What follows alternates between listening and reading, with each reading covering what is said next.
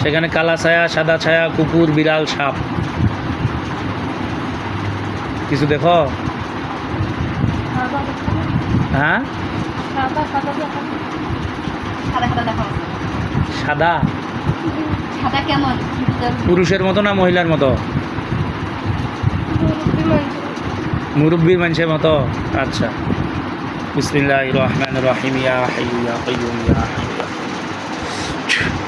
ওই মুরব্বীর উপর একটা খাঁচা বসছে, দেখতে পাইতেছো? হ্যাঁ, ওইখানে হুজুরে আসবে, হুজুরদের পরনে থাকবে সাদা কাপড়, চেহারা হবে নূরে আলোর মতো, সামনে হুজুরের দাড়িগুলো হবে সাদা এবং কালা। হুজুরে আপনারা পৃথিবীর পূর্ব, পশ্চিম, উত্তর, দক্ষিণ, আলোতে, আধারে, উঁচুতে, নিচুতে, সোজা কিংবা শয়নে যেই অবস্থায় থাকেন না কেন, খাসার নিকটে 5002 জন উপস্থিত হয়ে যান। হুজুরদের দেখতে পাইতেছো? সালাম দাও। হুজুরকে বলো যে হুজুর আমার শরীরের সমস্ত ব্যথাগুলো টানি নেন।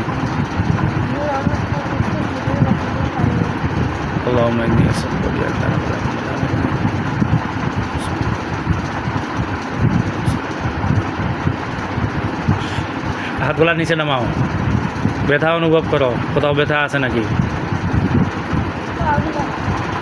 পাগুলা, হুজুর পায়ের ব্যথাগুলা টানি নেন, শেফার পায়ের ব্যথাগুলা টানি নেন।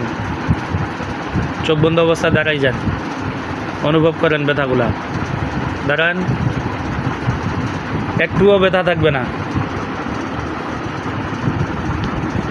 পাগলার উঠা নামা করেন। আছে ব্যথা? বসেন। হুজুরকে বলেন যে ওই পুরুষ, ওই বুড়া ছাড়া আর কতজন আছে ধরে নিয়ে আসেন।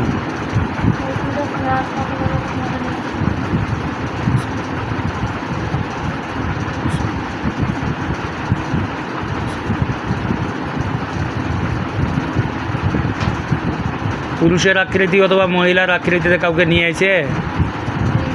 কতজন? 2 জন। হুজুরকে বলো যে হুজুর এই 2 জন কাকেও খাঁচার ভিতর ঢুকাই দেন।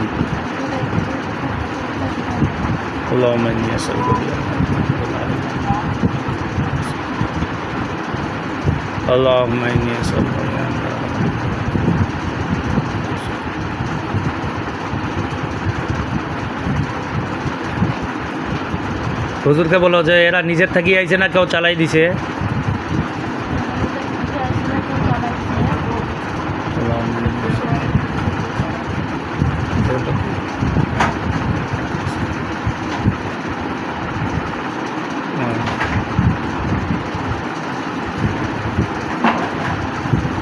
কি বলে? নিজের থাকি না? হুজুরকে বলো যে হুজুর এই 3টাকে জবাই দিয়া দেন। আল্লাহুম্মা ইন্নী আসআলুকা বিআন্না লাকা আল-হামদু।